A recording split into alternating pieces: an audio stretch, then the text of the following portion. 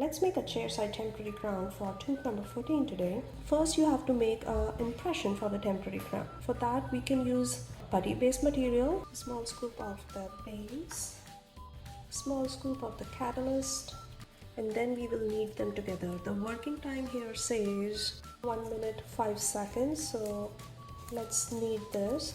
We should have enough material to cover 3 teeth.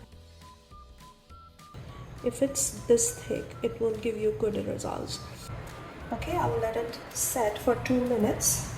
That's the setting time. To know whether it's set or not, you can pinch a nail. If it gives you a sign of the nail, then it's not set yet. Because if you remove this prematurely, it will not give you the correct dimensions of the crown. What I'll do is I'll just trim so that the gums are not interfering when you put this on. We trimmed these flat.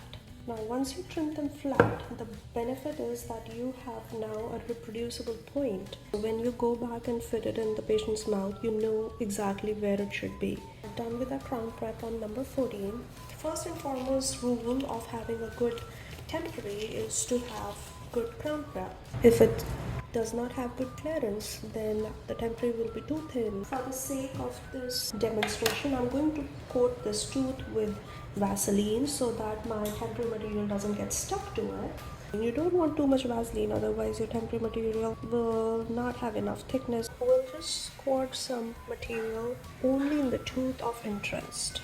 In mouth, you could, especially for anteriors, put some material over the crown margins so as to not have any open margins.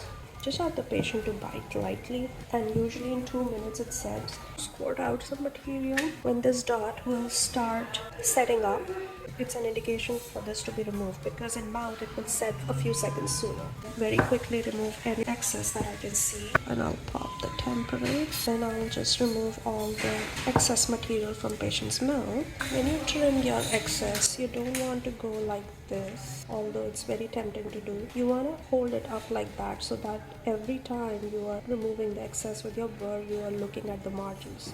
You don't want to mess with the margins at all. A good idea is to mark your margins first.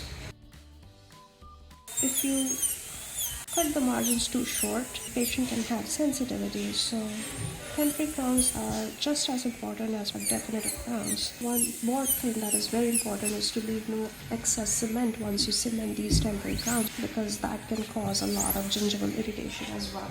Let's try this. So I have to remove this. This is an overhang, so I'll remove that.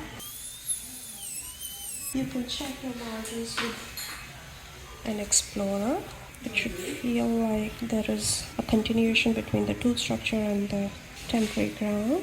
Now we'll just lift it and it's ready for cementation. Now I have Kerr Temp Bond NE materials. I'll put some right here. If you put a whole lot, the crown could be very high. There you get the excess flowing.